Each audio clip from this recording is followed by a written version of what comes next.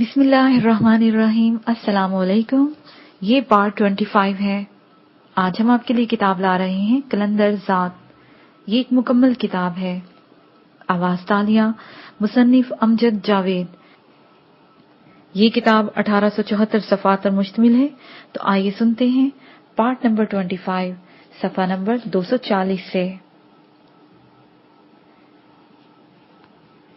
मेरी माँ ने बहुत सब्र से काम लिया।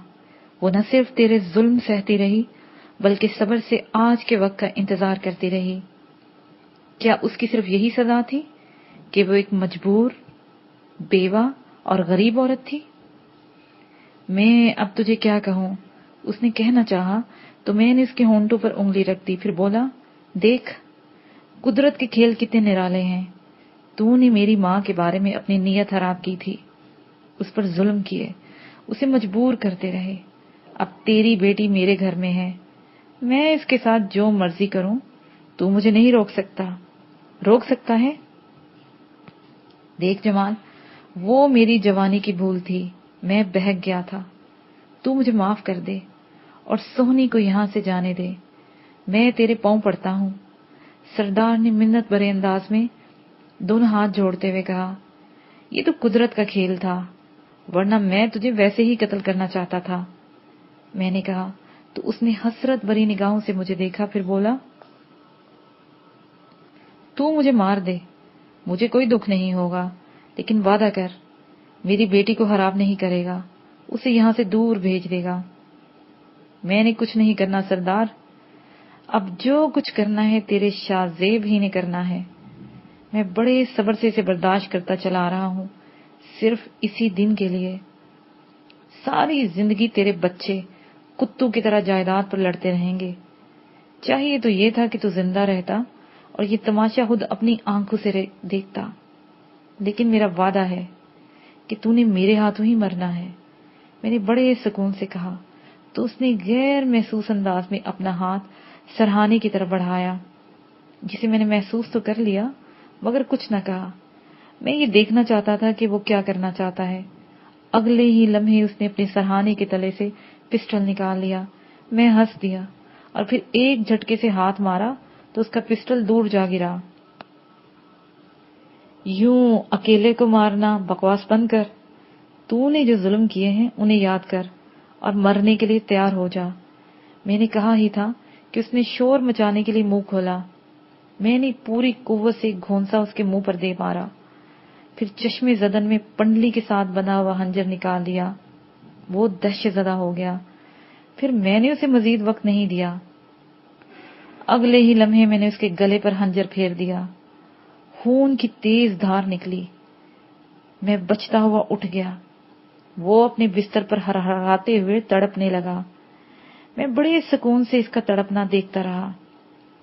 मेरी माँ की आहों, सिसकियों और आंसू से जो जख्म मेरे दिल पर लगे हुए थे, उन पर मरहम लगता महसूस हुआ। वो अपनी आखिरी सांसों पर था। मैं उसे मरता देखता रहा, यहां तक कि उसने हिचकी ली और साकत हो गया। अब मेरे लिए वहां ठहरना फजूल था।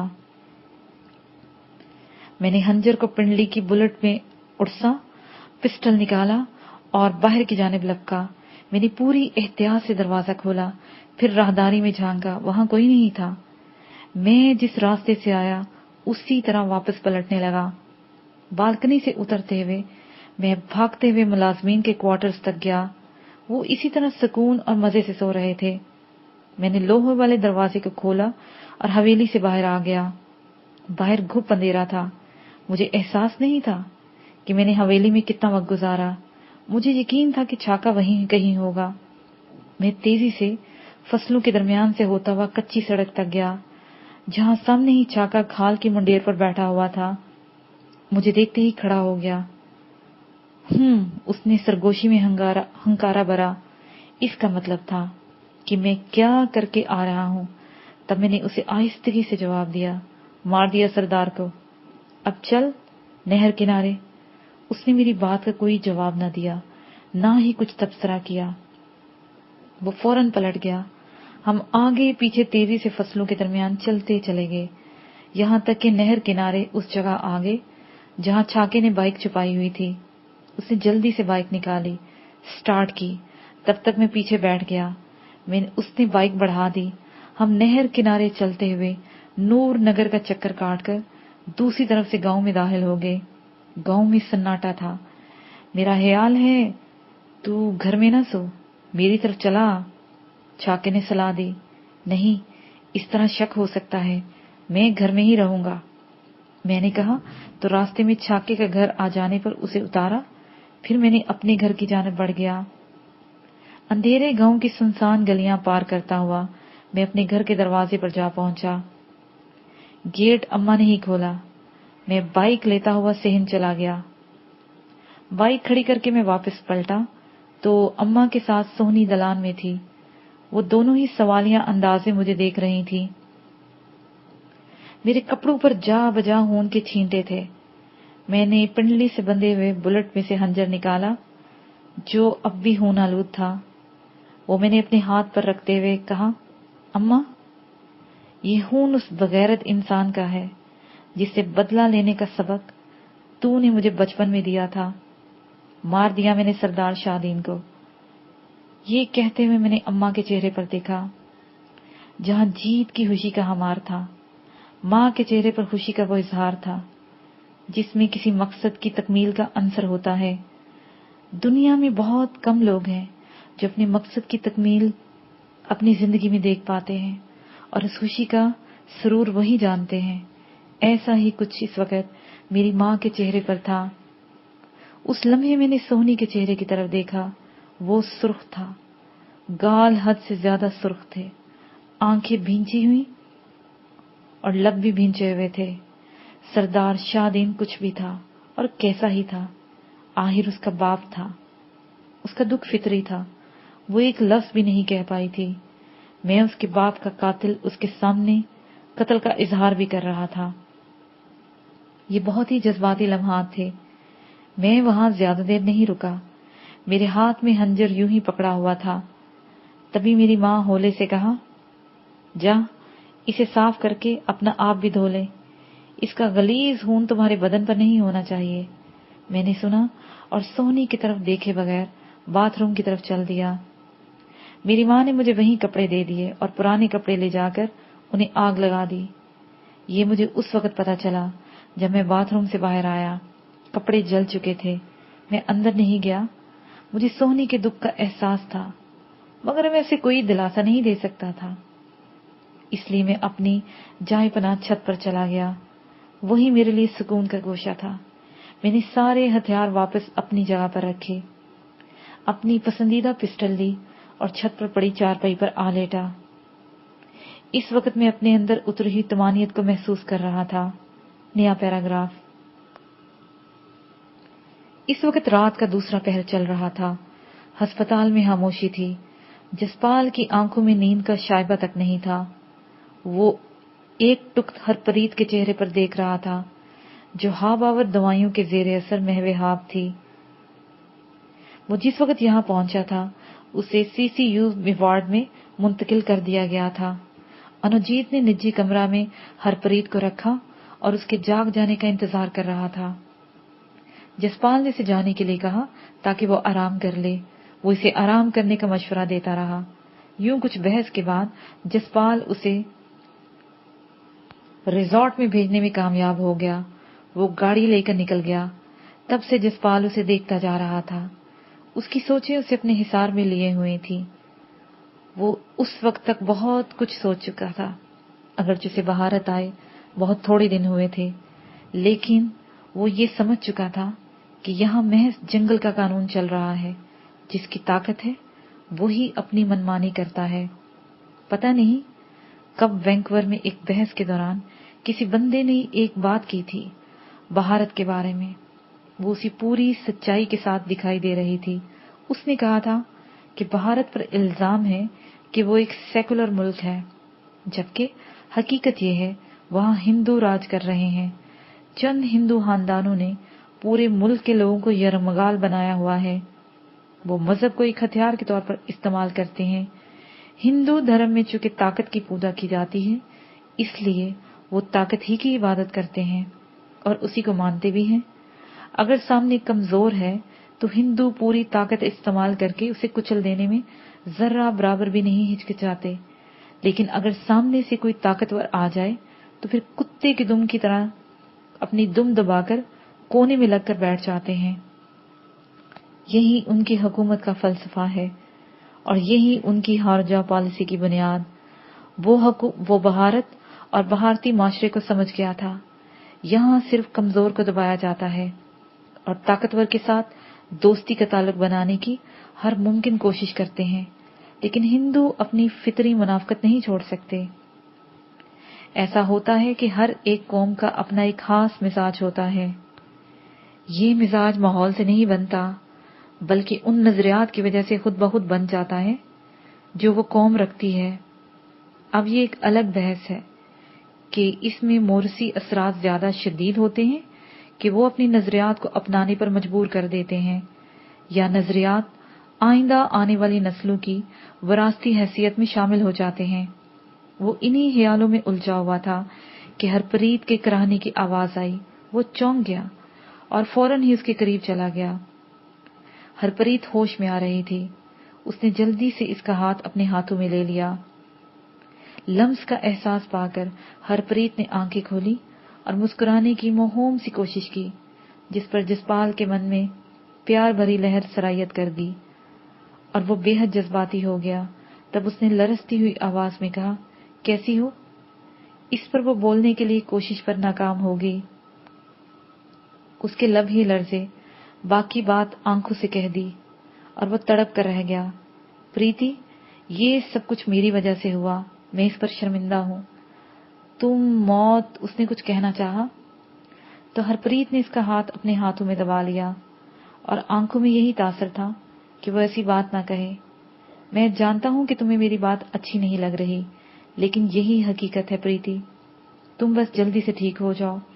मुझे मालूम हो गया है कि किसने हम पर हमला करवाया है और उसके पीछे कौन है। मैं उन्हें छोड़ूंगा नहीं। उसके यूं कहने पर हरप्रीत की आंखों में तजस्सुस उतर आया। वो पूछना चाह रही थी कि वो कौन है। जसपाल उसे बताता रहा कि वो कौन है। वो पूरी रोदात सुनती रही। यूं जसपाल ही बातें करता रहा और वो सुनती रही। इस दौरान नर्स आ गई। उसने चार्ट पर लिखी हुई हदायत के मुताबिक इसे इंजेक्शन दिया, मेडिसिन दी और पलट गई। हरप्रीत दोबारा सो गई, लेकिन जसपाल की आंखों में से नींद उड़ गई थी। सुबह की रोशनी फैलने के साथ ही अस्पताल में गहमा गहमी शुरू हो गई थी। अनुजीत वापस आ गया था। तुम ऐसा करो जसपाल, तुम रिजॉर्ट चले जाओ और जाकर आराम करो, या फिर वापस ओगी पिंड चले जाओ और बेबे को भेज दो। उनका हरप्रीत के पास होना जरूरी है। जैसे तुम कहो अनुजीत, लेकिन मेरा यहाँ रहना ज्यादा ठीक रहेगा। अगर बेबे आ जाए तो आसानी रहेगी। ओगी में तुम्हारा होना ज्यादा जरूरी है। मैंने इसे समझाने वाले अंदाज में कहा। ठीक है, मैं अभी निकलता हूँ। दोपहर तक बेबे को यहाँ ले आऊंगा या फिर किसी के साथ उन्हें भेज दूंगा, उसने सोचने वाले अंदाज में कहा। वो समझ गया था कि उसका ओगी में होना ज्यादा जरूरी है। वो कुछ देर बाद बैठ के चला गया तो जसपाल डॉक्टर के कमरे में जा पहुंचा। कुछ देर यूं ही बातों के बाद उसने पूछा, डॉक्टर साहब, अंदाजन हरप्रीत को ठीक होने में कितना वक्त लगेगा? मेरे ख्याल में 3 हफ्ते तो लग जाएंगे जख्म भरने तक। वो नौजवान है और ऐसी कोई बीमारी वगैरह वाला मसला भी नहीं, डॉक्टर ने बताया। यहां से डिस्चार्ज हो पाएगी? उसने पूछा। यही कोई 8 से 10 दिन तक, कम से कम 1 हफ्ता, उसने बताया। ओके डॉक्टर, मैं यही चाह रहा था कि मुझे पता चल जाए आखिर हमें यहाँ कितने दिन रहना है, जसपाल ने बेध्यानी में कहा और फिर उससे इजाजत लेकर उठ गया। वो तेजी से सोच रहा था कि ये हफ्ता उसे जालिंदर में कैसे गुजारना है। वो बेताब था कि वो जल्द अज जल्द ओगी पिंड वापस चला जाए और रणवीर को छेड़े बगैर वो बलजीत को अपना निशाना बनाए, क्योंकि रणवीर यही चाहता था कि जसपाल इस पर खुल जाए और वो अपनी तफ्तीश के डांडे इसकी जात के साथ बांध दे। वो अपने शक को यकीन में बदलना चाहते थे और इस रास्ते से जसपाल को बचना था। उसने अपना सेल फोन निकाला और केशव मेहरा को फोन कर दिया। चंद लम्हों के बाद उसने फोन रिसीव कर लिया। तब उसने डॉक्टर की मालूमात उसे दे दी। तुम ऐसा करो जसपाल, मैं हॉस्पिटल के नजदीक गीता कॉलोनी में तुम्हारे रहने का बंदोबस्त कर देता हूँ। होटल वगैरह में तुम महफूज नहीं होगे। तुम रिजॉर्ट से अपना सामान लेकर वहां आ जाना। मैं तुम्हें कुछ देर बाद कॉल करता हूँ। ओके, ये कहकर उसने फोन बंद कर दिया और फिर हरप्रीत के पास चला गया। वो बेखबर सो रही थी। वो एक तरफ कुर्सी पर बैठ गया। उसके अंदर भौंचाल उठा हुआ था। दुश्मनों ने इसे कम से कम 1 हफ्ते तक के लिए हॉस्पिटल तक महदूद कर दिया था। तभी अचानक उसके जहन में ये ख्याल आया कि अगर हाईवे होटल इसके लिए महफूज नहीं, तो क्या ये अस्पताल इसके लिए महफूज हो सकता है? इस ख्याल ने उसे मजीद मुस्तरब कर दिया। वो जिस कदर ये ख्याल सोचता चला जा रहा था, बहुत सारे पहलू इसके जहन में आते चले गए। उसने जल्दी से फोन कॉल अनुजीत को मिलाई। वो अभी जालिंदर शहर से ही निकला था। हैरियत तो है ना जसपाल? उसने पूछा तो जसपाल ने अपना ख्याल इसे बताया। कह तो तुम ठीक रहे हो खैर, मैं कुछ देर बाद तुम्हें फोन करता हूँ। ये कहकर उसने फोन बंद कर दिया। जसपाल ने कुर्सी के साथ टेक लगाकर आंखें मूंद ली। इस वक्त वो न जाने सोच की किस राह पर निकलने वाला था। उसके सामने आंखें बौंदे हरप्रीत पड़ी थी, जिसके लिए उसके दिल में न जाने किस कदर प्यार उमड़ रहा था, और उसका साथ बिताए वक्त की बाज़गश्त उसे जज्बाती करती चली जा रही थी। तभी दरवाजे पर हल्की सी आहट हुई तो उसके साथ ही इंस्पेक्टर अंदर आ गया। जसपाल ने उसे सर से पांव तक देखा और बोला, ओ इंस्पेक्टर, ये तेरी पुलिस चौकी नहीं है जो तू बिला इजाजत अंदर आ गया है। चल बाहर निकल, मैं तुमसे बात करने आया हूँ। उसने काफी हद तक धीमे लहजे में कहा। तो जसपाल ने उठकर सर्द से लहजे में कहा, तुझे कहा है ना निकल जा, तो बस निकल जा। देख, मैं तुझसे बात करने आया हूँ। इस बार उसने गर्राते हुए कहा। तो जसपाल ने पूरी कुव्वत से थप्पड़ इसके मुंह पे मार दिया। इंस्पेक्टर को ये गुमान भी नहीं था कि वह ऐसा कर सकता है, इसलिए लड़खड़ाता हुआ दरवाजे पर जा लगा। जसपाल ने उसे संभलने का मौका ही नहीं दिया और दूसरा थप्पड़ मार दिया। फिर बाजू से पकड़कर बाहर राहदारी में निकाल दिया। बाहर 2 पुलिस वाले खड़े थे। उन्होंने अपने इंस्पेक्टर का ये हशर देखा तो उसे छुड़ाने के लिए लपके। तभी इर्द गिर्द शोर मच गया कि पुलिस वाले एक बंदे को मार रहे हैं। वो एक प्राइवेट हॉस्पिटल था और वहां पर सिक्योरिटी वाले भी थे। वो सभी तकरीबन 1 से 1.5-2 मिनट तक आपस में भिड़ते रहे। जसपाल ने अगर 2 मारी तो उन्होंने 4 मार दी। तब तक सिक्योरिटी वाले आन धमके। उन्होंने अलग अलग करते जसपाल को एक तरफ किया। तभी उनके बड़े ने पूछा, ये हंगामा क्यों है? मैं इनसे बात करने आया था और ये मेरे गले पड़ गया। इन्हें नहीं मालूम कि वर्दी क्या होती है? अब मैं तुझे बताता हूँ, इंस्पेक्टर ने इंतहाई गुस्से में कहा। ओए बेगैरत, सच बता, तू मुझसे रिश्वत मांगने आया था वरना सख्त कार्रवाई से डरा रहा था। ये छोड़ो, मुझे अस्पताल के हेड से मिलवाओ। मैं पूछूं ये हमारे कमरे में इजाजत के बगैर कैसे आया? चलो इसके पास। जसपाल ने तेजी से मगर ऊंची आवाज में कहा। इंस्पेक्टर, क्या आपने इजाजत ली थी?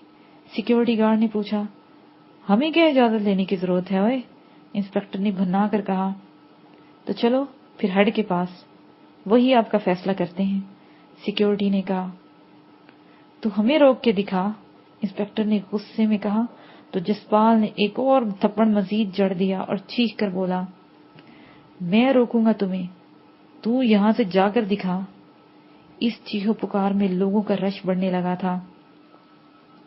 तभी हॉस्पिटल का हेड और मालिक भागता हुआ वहां आ गया। वो मोटी तोंद वाला शख्स था जिसकी सांस फूली हुई थी। उसने आते ही पूछा, क्या बात हो गई? सिक्योरिटी गार्ड ने अपनी तरफ से तफसील बताई तो जसपाल ने कहा, ये कैसा कानून है? यहाँ पर गोली भी हम पर चली और ये धमकियां भी हमें लगा रहा है, और आप, क्या यहाँ सिक्योरिटी ऐसी है जो चाहे जिस वक्त चाहे किसी का आकर गिरबान पकड़ ले? क्या ये आपकी इजाजत से हमारे कमरे में घुसा है? मैं इसके पास आया था कि जख्मी का बयान ले लूं। इंस्पेक्टर ने हालात और माहौल को समझते हुए काफी हद तक तहम्मुल से कहा। तो हेड ने हैरत भरे लहजे में कहा, तो आपको पहले हमसे इजाजत लेनी चाहिए थी, ہم سے پوچھنا چاہیے تھا کہ مریض اس حالت میں ہے کہ وہ یہاں بیان دے بھی سکتا ہے یا نہیں۔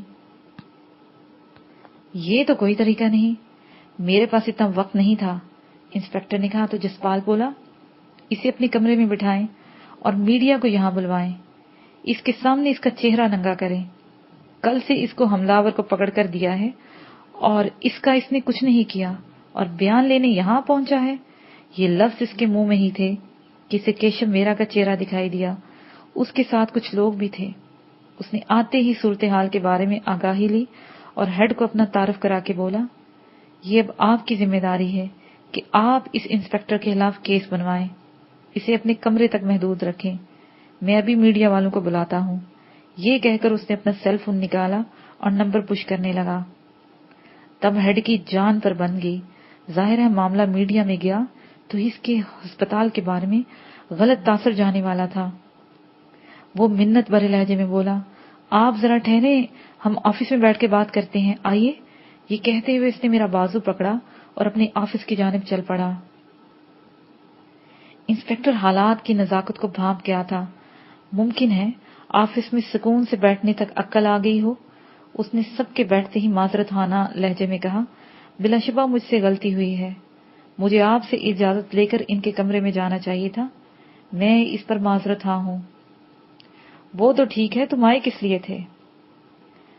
جسپال نے غصے میں پوچھا۔ اس کا بس نہیں چل رہا تھا وہ اپنا سارا غصہ اس پر اتار دے۔ دیکھیں، آپ کو غلط فہمی ہو گئی ہے، آپ میری بات سنیں تو میں آپ کو بتاؤں، اس نے تمیز سے کہا۔ اچھا چلو بولو، کیشو مہرا نے تیزی سے کہا۔ میں انہیں بتانے آیا تھا کہ کل جو حملہ آور انہوں نے ہم تک پہنچایا تھا وہ تھانے سے بھاگ گیا ہے، اور اس سے انسپکٹر کیوں جھوٹ بولتے ہو تم؟ کل تم نے ہمارے سامنے اپنے 2 حوالاتیوں کو ہسپتال روانہ کیا تھا، کیا ایسا نہیں ہے؟ کیشو نے طنزیہ انداز میں کہا تو وہ دھیرے سے بولا، میں بس اس پر آپ سے بات کرنے آیا تھا، وہ حملہ آور کیا ہوا اسے؟ جسپال نے تیزی سے کہا، وہ دونوں حوالاتی اغوا ہو گئے ہیں یا ان کے ساتھی نے چھڑا کر لے گئے ہیں۔ میں اپنے کل والے رویے کی معافی مانگتا ہوں، میں چاہ رہا تھا کہ آپ سے مل کر اس صورتحال کو سلجھا لوں۔ انسپکٹر نے یوں کہا جیسے کہہ رہا ہو کہ اس کے ہاتھ سے شیشے کا گلاس چھن کر ٹوٹ گیا ہے۔ تبھی کیشو نے کہا، تم ایسا کرو انسپکٹر، اپنے تھانے جاؤ، میں نے عدالت میں آج کیس دائر کر دینا ہے، میں اے سی پی سے بھی مل لوں گا اور تمہاری کارکردگی بتاؤں گا، انسانی حقوق کی تنظیمیں خود تم سے پوچھ لیں گی، بہلا دل خواتین محاذ کو بھی متحرک کر دوں گا اور میڈیا خود بخود ان کی طرف متوجہ ہو جائے گا۔ تم جاؤ، اب ہم خود سنبھال لیں گے۔ ٹھیک ہے جی، اگر آپ یہی چاہتے ہیں تو مزید میں کیا کہہ سکتا ہوں۔ انسپکٹر کو لگا شاید ان تلوں میں تیل نہیں، یا پھر شاید اسے اپنی انسپکٹری کا جوش آ گیا ہوگا۔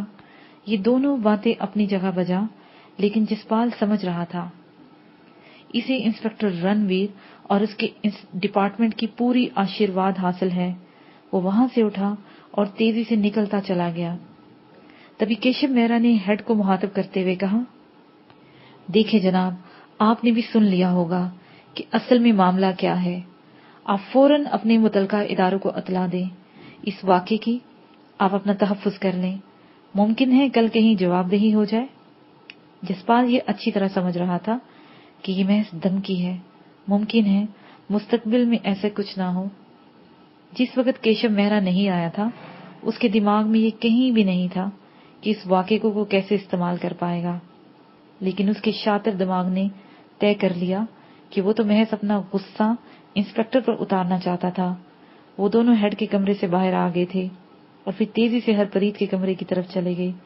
جسپال نے ایک بار اندر جھانک کے دیکھا، ہرپریت محو خواب تھی۔ میں نہیں چاہتا کہ تم یہاں جالندھر میں ان لوگوں کے ساتھ دکھائی دو جو کسی نہ کسی حوالے سے جرم کی دنیا سے منسلک ہے۔ میں نے گیتا کالونی میں ہی تمہارا بندوبست کر دیا تھا، مگر اس واقعے کے بعد مجھے نہیں لگتا کہ تم محفوظ رہو گے۔ इसलिए तुम्हें किसी ऐसे बंदे के साथ रखना होगा जहां कम से कम तुम्हारा तहफ्फुज़ हो सके। केशव ने सोचने वाले अंदाज में कहा।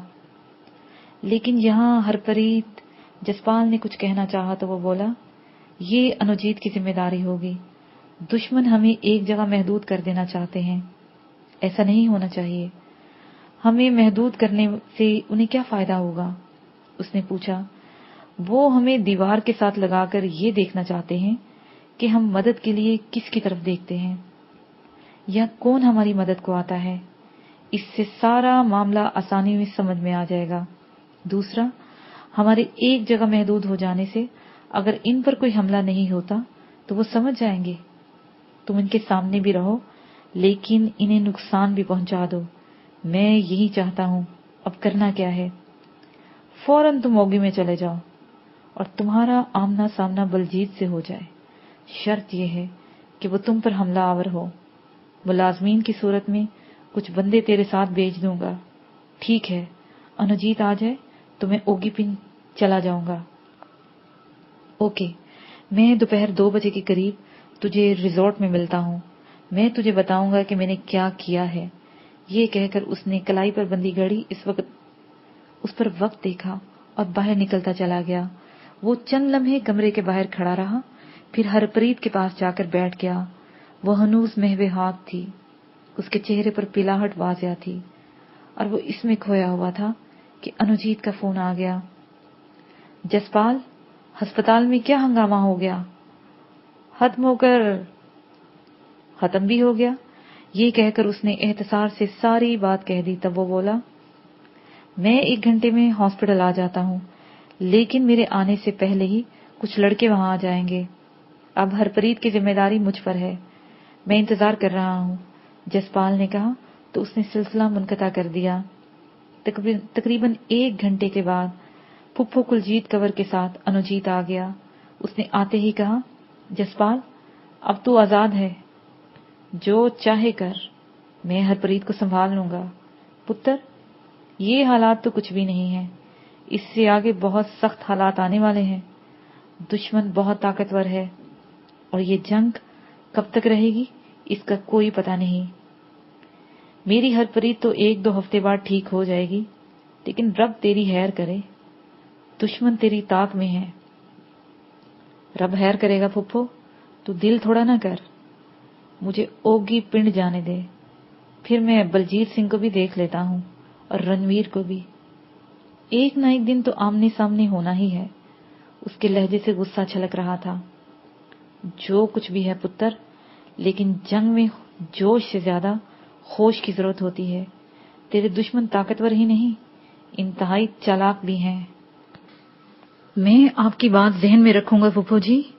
ये कहकर उसने अनुजीत की तरफ देखा, फिर एक निगाह हरप्रीत पर डाली और बाहर की तरफ निकलता चला गया। उसका रुख रिजॉर्ट की तरफ था, जहां कुछ देर पहले उसने केशव मेहरा से आन मिलना था। वो जालिंदर बाईपास पर मौजूद था। रिजॉर्ट पहुंचा तो उसे यकीन हो गया कि कोई उसका ताक़ब नहीं कर रहा। उसने जाते ही अपना सारा सामान समेटा और बैग तैयार करके बाहर काउंटर तक आ गया। उसने वहां अदायगी की, यहां तक कि इसमें 2 बज गए और केशव का फोन आ गया। वो वहीं पहुंच रहा था। वो दोनों लॉबी में बैठे हुए थे। केशव उसे बता चुका था कि उसने एसीपी को मतला कर दिया है और दूसरी दरखास्त गुजार दी है। चंद टीवी चैनल्स के रिपोर्टर्स के साथ राब्ता करके उन्हें इस राह पर लगा दिया है कि वो खुद ही खैर बनाकर चलाएंगे। वो सहाफियों को चलाने का हुनर जानता था। उसने काफी हद तक उनकी जरूरत पूरी कर दी थी और वो जी जान से इसकी मदद करने को तैयार हो चुके थे। अब तुम सुकून से ओगी पिंड जाओ और तुम्हारा पहला टारगेट यही होना चाहिए कि बलजीत सिंह किसी न किसी तरह अपने बिल से निकले और जिस तरह पहले धमकियां देकर गया है उसी तरह फिर दे। दूसरी तरफ तुमने रणवीर पर दबाव रखना है। तुमने हमला आवरों का क्या बना, चाहे रोजाना तुम्हें पुलिस चौकी जाना पड़े, तुमने जाना है। मैं समझ गया तुम क्या कहना चाह रहे हो। यहाँ हर हाल में हरप्रीत का ख्याल रखना। मेरा सारा ध्यान इधर रहेगा, जसपाल ने आहिस्तगी से कहा। तो केशव हंसते हुए बोला, अब ओगी इतना भी दूर नहीं है यार, 20 मिनट का रास्ता है। जब दिल चाहे आ जाना, और फिर कभी भी तुझे अदालत में भी आना होगा। शायद मैंने मुकदमा भी तो दायर कर दिया है, अगरचे फैसला 2-4 बरसों में उससे पहले नहीं होने वाला। केशव, तुम मेरी जायदाद वाला मामला जल्द से जल्द हल कर दो, बाकी मैं देख लेता हूँ। जसपाल ने यूं कहा जैसे उसकी जंजीरें खुल जाएंगी। इसके साथ ही ये पार्ट अपने इख्तिताम को पहुंचा।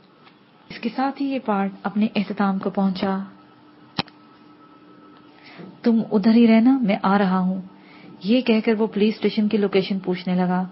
फिर फोन बंद करके अनुजीत से कहा, मैं जा रहा हूँ। इसके साथ ही ये पार्ट अपने इख्तिताम को पहुंचा। जीदी से कहा, ये मेरा मामला है, इसे मैं बेहतर समझता हूँ। पता नहीं कब, किससे और कहाँ मुलाकात हो जाए, मुझे तो बहरहाल अपना मकसद हासिल करना है ना। वो तेजी से बोला। इसके साथ ही ये पार्ट अपने इख्तिताम को पहुंचा।